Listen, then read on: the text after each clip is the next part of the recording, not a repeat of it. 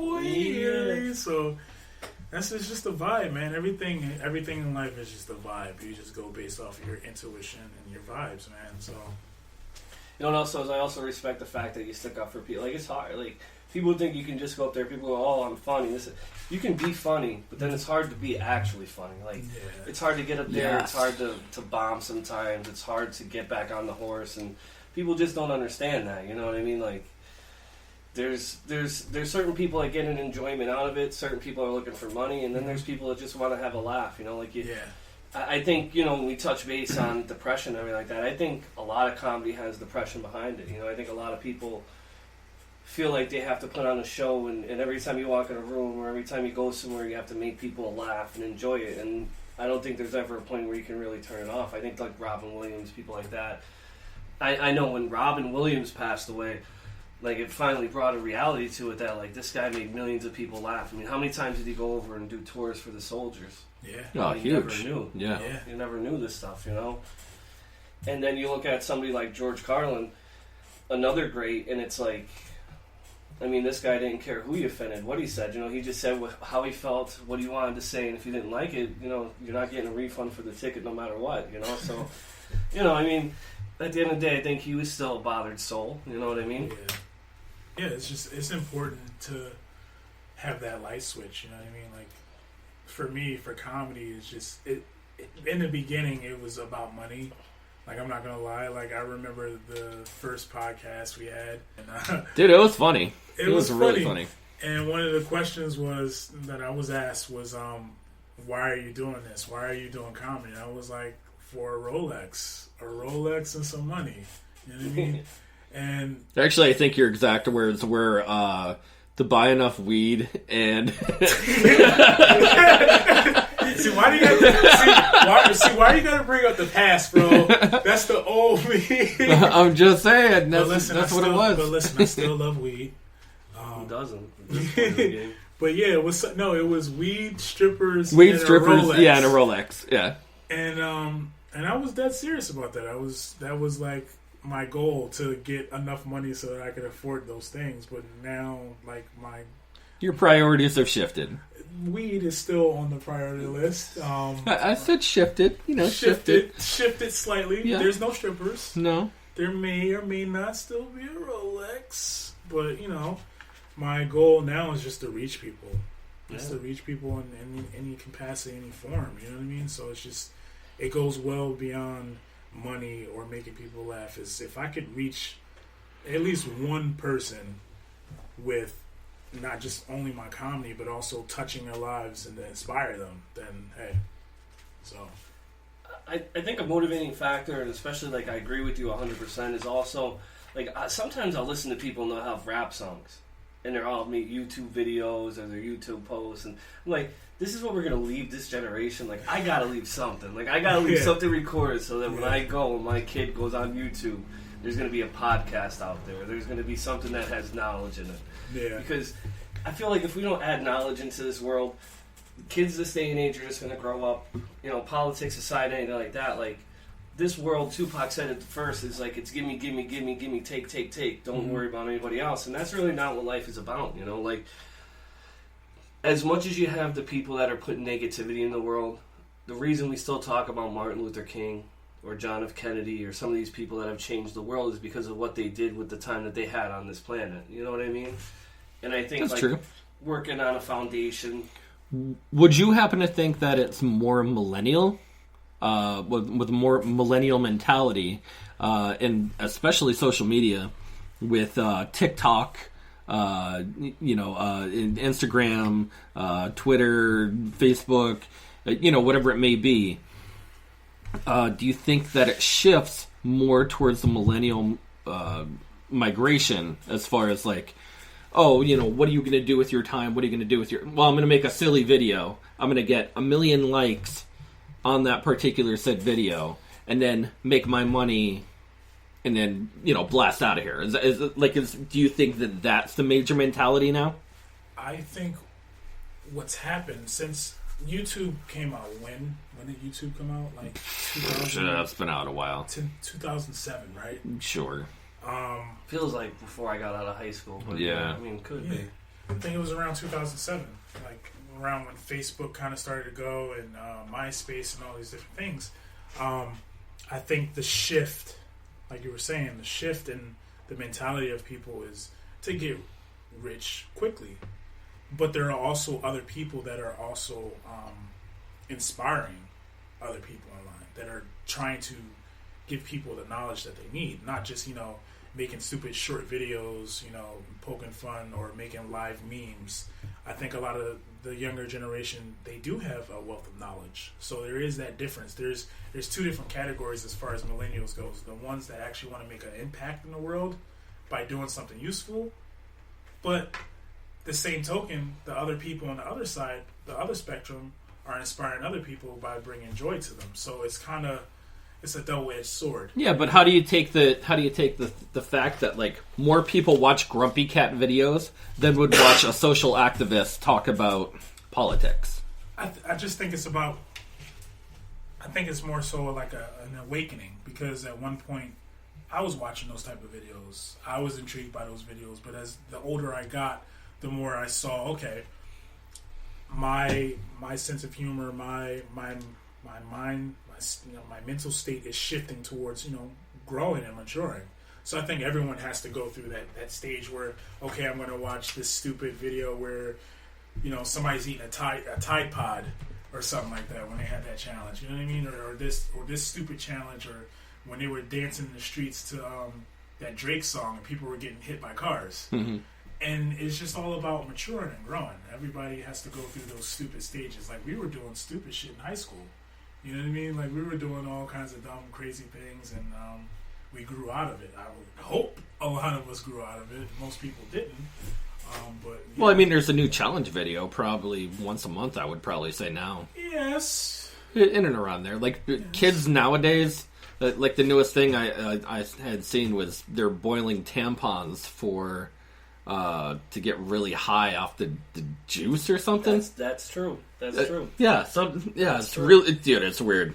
It gets high. Yeah, you get really high. You know what else I think is like Kylie Jenner, and you take Will Smith, his son, right? Now his son is creating things to help people in Flint, Michigan, with water. Yeah. Right. But you look at, he might get 500,000 likes on Facebook or Twitter or whatever. But Kylie Jenner goes and becomes the first billionaire, and people flock to that. They want to see instant gratification. People don't... We're now in the age of Honey Boo Boo and Mama June. We're not in the age of the Honeymooners and, Jackie Gleason. Entertainers today, Flavor Flav has 20 minutes. He has 3 seasons of Flavor of Love, and that's it. But Honey Boo Boo could have 6 seasons with a runoff show of Mama June. Mm-hmm. It's almost like this generation wants to see the train wreck.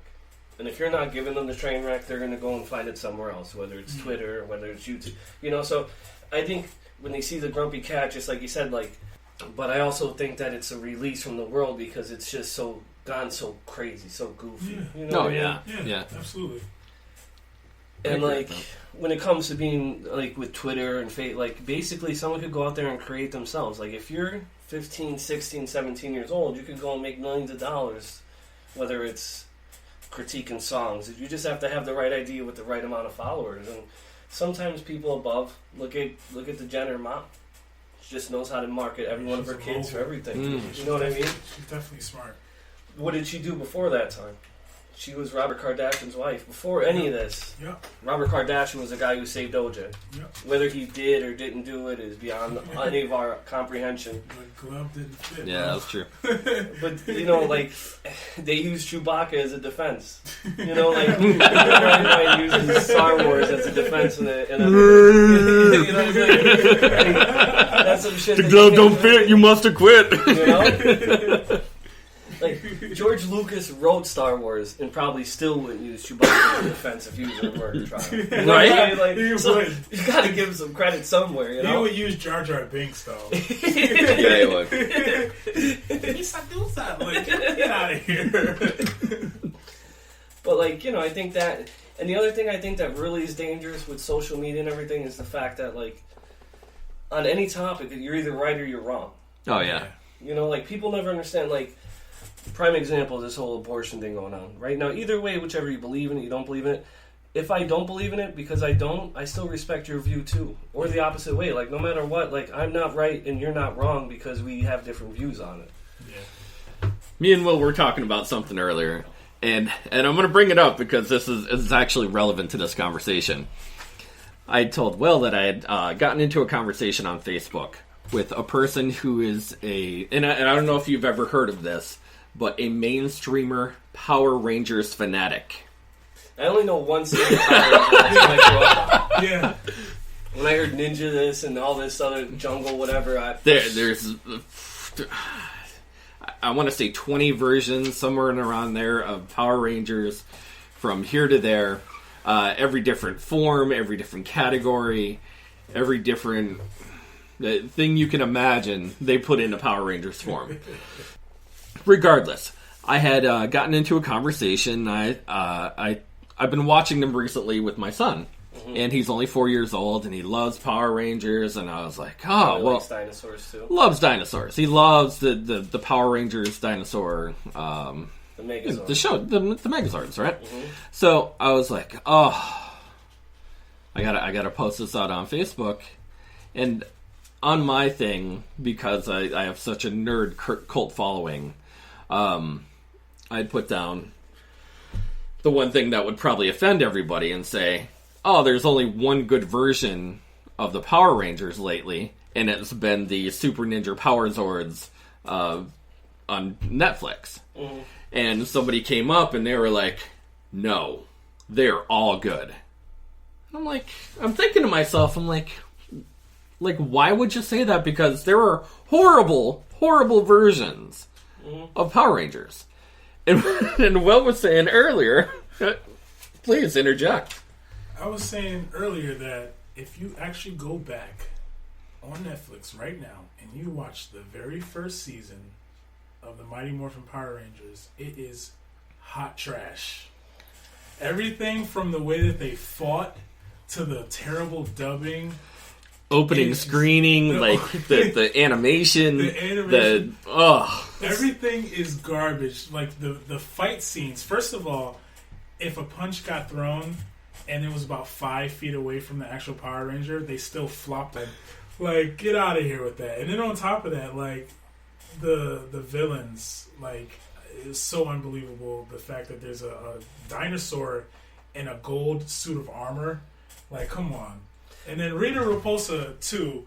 Just, like, the dubbing on that. It was horrible. See, though, like, certain things are just meant to be left in their time period.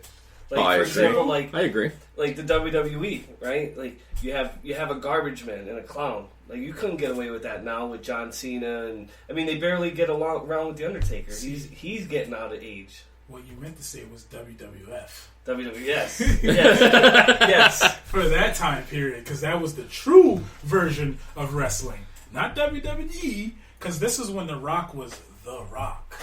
But you also have to remember that everything comes full circle. Like, true. I grew up with Hulk Hogan saying, say your prayers and eat your vitamins. And then he was a racist. like, I've lived to see it all. You know what I mean? Like, and like, there's pictures of me in second grade with the Hulk Hogan sweatshirt on. You know, like, I live by that. And then, you know, then you still have that buried in the closet, right? Absolutely. A half-torn t-shirt. Like. I'm waiting for my kid to get big enough to put it on him. A Macho Man bandana that he wears every Tuesday. I'm still snapping into Slim Jim, so you're right. You know, but like, I mean, I agree with you too as well. Like, when you see it, like for example, Jurassic Park. When Jurassic Park first came out, they said that's not special effects because it was CGI. But now you look at it, like, what could compare to the second or the third or the fourth Jurassic Park when they put more and more CGI? Like, obviously, that's what. I mean, you think Arnold still looks like the Terminator? If you really believe that, I got a beanstalk I could sell you. You know? Yeah. I mean, CGI is where it's at now. You know, like, yeah, think of, like, right. They brought back the Titanic with CGI. Yeah. You know, but in a day, people look at, like, but I do agree with you that when you look at it, it's hot trash. But when you look at it from a kid's perspective, yeah, like, it's the greatest thing in the world. Yeah, like, that's my childhood. You know. Well, to get back to topic, but like I was saying, like you can't say anything anymore on social media that you're not offending someone. Yeah. And regardless if it's as stupid as the Power Rangers or as real as